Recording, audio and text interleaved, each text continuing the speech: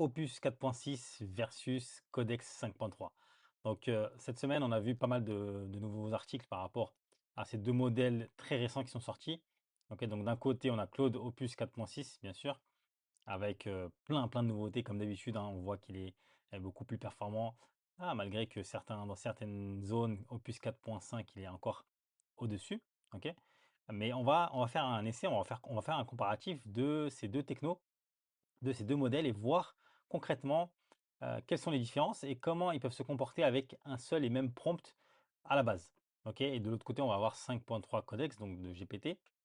Et là, pareil, on va avoir certaines statistiques. Donc, le dernier, c'était 5.2, avec plus de précision, plus axé pour le développement web, etc. On va voir ce que ça donne d'un point de vue UX, UI, d'un point de vue logique de code, création, etc. Ok? Donc, pour ce faire, ce que je vais faire, c'est que je vais utiliser OpenCode qui permet de sélectionner différents modèles, ok, à partir du même.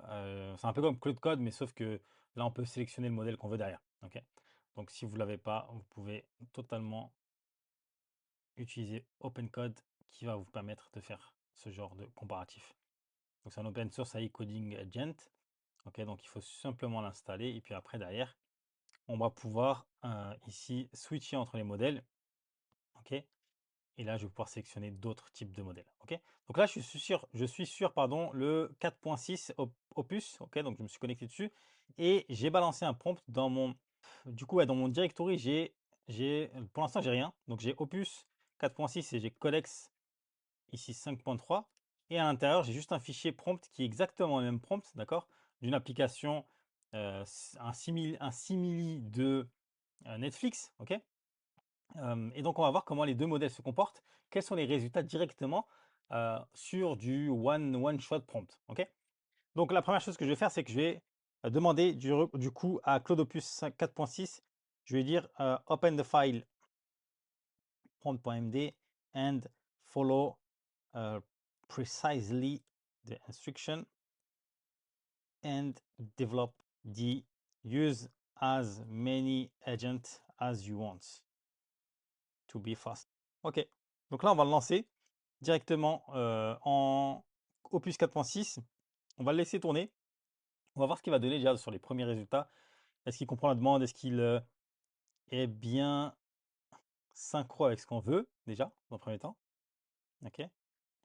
Donc forcément Open Code, hein, c'est un peu plus lent que quand même Cloud Code, forcément, mais on va voir ce que ça donne en termes de résultats. Donc là, c'est cool, il m'a fait un plan, ok? Donc, il a fait le plan avec toutes les étapes qu'il va devoir faire, ok? Et donc là, sur du one shot, quand même, c'est un gros truc sur lequel il est parti à peu près une dizaine d'étapes, et on va voir ce que ça donne. Et maintenant, on va faire exactement la même chose, mais pour Codex 5.3. Donc là, j'ai mes deux fenêtres, mes deux terminaux, avec un qui tourne avec Cloud Code. Donc là, on voit que ça avance, parfait. Enfin, avec Opus, pardon, 4.6. Et là, on va faire exactement la même chose, mais avec 5.3. Donc, on va garder exactement le même prompt pour rester de la même manière. Et le fichier prompt, c'est exactement le même avec une application simili Netflix. Et donc là, on voit bien qu'on a GPT 5.3 qui tourne ici. Donc ça, c'est nickel. Et ici, de ce côté-là, on va voir Claude Opus 4.6. On va voir même en termes euh, de temps de travail, etc., combien de temps ça fait. Je ne sais plus où est-ce qu'on peut voir ici les temps. Mais je pense qu'à la fin, quand il aura terminé, je sais que là, il en est là. Voilà, il a réalisé quelques tâches sur tout ce qu'il avait prévu. Et on va voir comment 5.3, Codex 5.3 se comporte et travaille de son côté. En tout cas, ce qu'on peut voir, c'est que déjà, d'un point de vue Opus, pardon, il a décomposé vraiment avec différentes tâches et surtout qu'il a lancé différents agents, donc Launch Multiple Agent, in parallel to build all the components. Et ça, c'est vraiment une fonctionnalité de Opus 4.6 notamment qui est vraiment très puissante. Il peut lancer jusqu'à 16 agents en parallèle. Et du coup, eh ben, ça va permettre d'aller quand même beaucoup plus vite et surtout, ça permet de garder un certain contexte. Donc, chacun des agents n'a pas besoin d'avoir une fenêtre de contexte énormissime avec tout ce qui se passe, enfin tout le contexte de l'application, mais on peut avoir différents agents qui vont travailler avec une partie du contexte. Mais ce qui est bien, c'est que on va avoir par exemple un espèce de super agent, un team leader qui va déléguer les tâches aux différents aux différents sub-agents. Ok. Et là, si on retourne du côté de Codex, donc on voit déjà qu'il a beaucoup moins de couches que ce qu'a fait Opus 4.6. Moi, j'aime beaucoup la logique de 4.6 parce que moi, je suis ingénieur en développement informatique de carrière. Et c'est vrai que j'aime bien vraiment séparer les dépendances entre les différents services ou entre les différentes pages. Et c'est vrai que là, par exemple, Claude Opus 4.6, il le fait vraiment bien, comme moi je l'aurais fait, je pense de manière intuitive dans mon métier. Et 5.3, il est un peu plus straight to the point, donc il va aller beaucoup plus rapidement, je pense, vers les résultats. Et là, on va voir directement ce qu'il a commencé à réaliser sur la partie codex. Là, on voit les fichiers qui sont en train de se mettre dans le directory et dans Opus 4.6, pour l'instant, voilà, on a ça. Ok. Dans le fichier source, app. Donc il a commencé à créer tous les fichiers, on va dire, dont tu as besoin. Et on va voir ce que ça va donner à la fin. Déjà ici, si on peut mettre, hop, une première note, je dirais, même si on évalue un peu les deux modèles au niveau de la manière de travailler. Donc, on va dire qu'on va appeler ça manière de bosser. Non, on va dire plutôt décomposition. De les évaluer sur différents critères. Sur la décomposition, je trouve que Opus, il est beaucoup plus précis, beaucoup plus intelligent que Codex. Après, ça ne veut pas dire que le résultat sera moins bon, mais généralement, encore une fois, par expérience, quand on a un code qui est bien décomposé avec différentes classes, différents fichiers, une structure bien homogène, même si on veut repasser derrière dessus, eh ben, c'est beaucoup plus simple de le maintenir que d'avoir tout dans 2 ou 3 fichiers. Donc voilà, juste pour la décomposition du code et du travail, je pense que Opus quand même est beaucoup plus, je dirais, intelligent sur cette partie-là. Autre chose qui est intéressante aussi, c'est que là, par exemple, sur Opus 4.6, ah ben, on voit qu'il a quasiment fini d'ailleurs.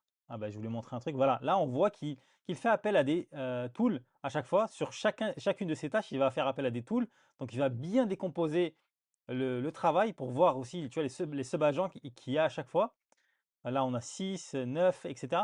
Donc, ça lui permet vraiment de décomposer toutes ces tâches et d'avoir une harmonie et de bien comprendre qu'est-ce qui se passe à chaque fois. Donc là, il a quasiment terminé. Il est en train de, je pense, peaufiner le front-end. Et là, voilà, il commence à me montrer ce qu'il a fait dans le code. Tandis que Codex, il est parti directement sur le code, directement sur l'implémentation des fichiers, et il a passé un peu moins de temps sur, je dirais, la réflexion, l'architecture. Alors que, bon, et moi, j'ai fait exprès justement de ne pas donner trop d'indications sur comment je voulais architecturer le projet, etc. Chose que je fais pas généralement. Généralement, je lui donne vraiment des pistes et puis il suit les pistes. Mais c'est vrai que là, je vais pas donné forcément plus d'idées que ça et j'ai fait exprès. Mais on voit qu'il voilà, il a quelques étapes et puis il est rentré directement dans le dur, c'est-à-dire le développement du code. Ok, donc là, Opus, il a quasiment terminé, j'ai l'impression. Tac, tac, tac. Voilà, il est en train de regarder s'il n'y a pas des erreurs sur les différents imports, etc. Mais on aura bientôt le résultat. Voilà, donc Opus 4.6, il a terminé et donc il a déjà runné l'application. Donc on va aller sur localhost, on va voir ce que ça donne et on est sur le port 3002. Si je dis pas de bêtises, ouais, c'est ça. Donc là, on a une petite erreur TypeScript. Ok, donc là, il manque des images. On va voir ce qu'il me dit. Je refresh un coup. Ok, donc là, je vais lui balancer le code d'erreur. Bam. Je regarde lui. Ah, bah lui aussi a terminé, visiblement. Codex, parfait. On va voir sur quel port run. Ouh là là. Ah ouais, pas mal. Pas mal. Donc là, c'est Claude Opus 4.6. Donc on voit déjà que d'un point de vue design, il a quand même, je pense, respecté le style. Ok, donc on a vraiment, enfin, il est parti loin. Il a même rajouté vraiment les composants.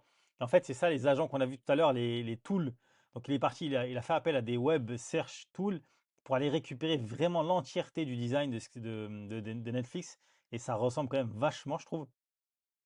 Donc assez intéressant le résultat. Donc là, si je fais ça, je clique. Ouais, donc il a même implémenté, même il a même ouais, préparé des films démos, etc. pour vraiment voir le design. Donc je trouve que c'est vachement impressionnant en termes de résultats. Ok, si je fais play là, petit bug au niveau de l'affichage. Ok, donc là, cette page-là, elle n'est pas implémentée, mais on est quand même sur un truc qui est vachement joli, hein. Je sais pas, tu me diras ce que tu en penses dans les commentaires, mais on a quand même aussi, tu vois, le top 10 en France, etc. Vraiment là, on est très très loin dans le style. Donc il y a quelques trucs à améliorer. Donc le scroll ici qui est pas foufou. Je crois qu'il est même pas sur le vrai site. Donc ça, on pourra le virer. Mais voilà, on a quand même un truc qui est vachement avancé. Il y a même les filtres, etc. Sur un one prompt là. Là, on est sur du one prompt, donc c'est vraiment impressionnant, je trouve. OK. Et on va voir ce que ça donne pour Codex. Donc là, on a eu une première erreur sur Opus 4.6. Je vais balancer le code d'erreur. Il l'a fixé immédiatement. On va voir ce que ça donne sur Codex. Donc là, qu'est-ce qu'il est en train de faire? Il est en train de faire un audit features. OK. On va l'autoriser. Il a peut-être besoin d'avoir accès à certains trucs. Au pire, je vais le lancer à la mano. Mais je pense qu'il est encore en train de bosser. Donc on va le laisser terminer tranquillement. On va voir là. Est-ce qu'il... Ah oui, il a juste fait le build en fait. Mais il n'a pas run encore. OK. Donc on va le laisser terminer. Et là, je ne sais pas si on avait eu le temps. Ah si, ouais, 19 minutes. Donc ça, on va le noter déjà. Parce que c'est intéressant d'avoir le temps. Codex est un peu plus rapide. 19 minutes, secondes. OK. Et Codex, encore totalement terminé. Mais vraiment, pour en tout cas ce qu'il en est de Opus 4.6, il est vraiment, vraiment pas mal, je trouve. Là, on a même le style over quand je passe le curseur dessus. Ouais, les animations et tout. Vraiment, là, je suis bluffé. Vraiment, je suis bluffé. Je pensais pas qu'il allait aller aussi loin dans le détail. Mais je pense que là, les sous-agents qui se lancent en parallèle, etc., ça fait vraiment, vraiment la différence parce que là, il va vraiment très, très loin. Tout en sachant que le prompt, bon, il était assez intéressant. Il était précis quand même, mon prompt, mais c'était pas un prompt non plus très, très, très fourni, quoi. Donc, on va voir ce que ça donne. J'attends juste les résultats de Codex et après, on pourra faire un comparatif en termes de design. En tout cas, en termes de design, parce que là, c'est un truc qu'on va évaluer aussi. En termes de design, je trouve que là, vraiment, je suis assez bluffé parce que euh, Claude Opus, il avait une réputation un peu de pas être ultra bon sur le design, mais là, je suis quand même vachement bluffé. Ok. Donc on va voir, ça se trouve, Codex, il va faire un truc beaucoup, beaucoup mieux. Et là, on va lui donner les points. Mais le truc qui est intéressant, c'est que moi, je vais demander dans le prompt d'utiliser la dernière version de Next.js. Donc lui, il est parti sur la 15. Donc là, on est sur du 16.1. Donc là, il a vraiment quand même respecté le prompt. Donc là, juste pour ça, je vais quand même lui mettre un point supplémentaire à Opus parce que là, le respect du prompt, c'est quand même quelque chose qui est fondamental pour moi. Et là, clairement, on est sur Opus également. Donc là, quand même, on a 3 points pour Opus pour l'instant. Et on va voir ce qu'il me fait là pour le codex. Donc il n'a toujours pas terminé. Il est en train de débugger 2-3 trucs encore. C'est terminé tranquillement. Et sur le layout, etc. Donc c'est à mon avis des bugs qui sont liés peut-être au build. Donc là, on va voir maintenant en direct ce que ça donne pour le codex. Ok. Donc on va se mettre sur hop, le port 3003 et on va voir ce que ça donne en termes de résultats. Il a remixé un peu, donc il l'a appelé Streamflix. Ok, pourquoi pas. Sur le design, on est pas mal du tout aussi. Ah, tu vois, là, on n'a pas forcément le hover comme on l'avait sur. Ah, donc en fait, là, il a rajouté un espèce de scroll ici qui est un peu pas ouf, pas ouf, j'aime pas trop. J'aime pas trop cette notion de scroll là. Mais par contre, le scroll horizontal, il est beaucoup mieux, je trouve, que sur Opus 4.6. Mais ouais, le scroll vertical là, il est pas fou. Et puis, on n'a pas exactement les mêmes icônes que sur Netflix, donc je suis pas non plus ultra emballé. Mais quand même, ça, c'est gros. Je trouve que c'est une grosse erreur là de ne pas avoir la visibilité sur les cartes qu'on a derrière, en dessous là. Je trouve que ça, c'est pas ouf. Et je pense que c'est vraiment un point négatif quand même. Mais en termes de structure, de design, etc., il a quand même vachement respecté le truc. Là, il est parti sur des gros boutons un peu ultra moches en full width. J'aime pas trop ça. Je préfère vraiment ce que propose. Ouais, mais là, en fait, on a le même composant à chaque fois. Donc, je préfère quand même beaucoup, beaucoup, beaucoup mieux ce que propose Opus. Je sais pas ce que tu en penses. N'hésite pas à me dire dans les commentaires. Mais ouais, si on revient vraiment sur l'autre, sur celui de Opus, là, quand même, on est sur un truc beaucoup, beaucoup plus joli. Et on a les vrais boutons officiels. enfin, en tout cas, ce qu'il y a exactement sur, ouais, avec les j'aime pas, etc. Vraiment, là, on est sur du copier-coller, mais puissance 10 000. Et l'autre, on est sur un espèce de copier-coller un peu fatigué. Donc, voilà mon avis. Personnellement, je préfère beaucoup mieux ce que propose la version de Opus. Ok, clairement, clairement, clairement. Euh, et là, en termes d'UI, ouais, ce que j'avais mis là, on va juste regarder le temps aussi, la comparaison au niveau timing. Pardon, hop. Là, pour l'instant, c'est vraiment un combat sans appel. C'est un résultat sans appel.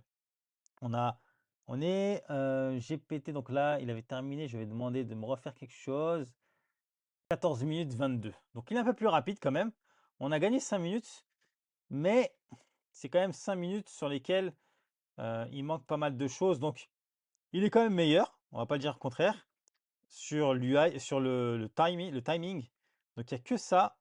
Et ça s'explique pourquoi pour moi. Ça s'explique parce que effectivement, en fait, là, Opus 4.6, il est vraiment sur une logique de multi-agent. Et c'est ce qui lui permet d'aller, enfin, d'être un peu plus lent forcément, mais d'avoir une meilleure distribution des rôles. Donc voilà pour ce test. Moi, j'aime bien tester un peu les IA comme ça, voir quels sont les modèles les plus intéressants. Et n'hésite pas en tout cas, parce que moi, tous les détails de tout ce que je fais, je le mets dans ma communauté. C'est le premier lien qu'il y a en description. N'hésite pas à nous rejoindre, à liker, à t'abonner. Et je te dis à la prochaine vidéo.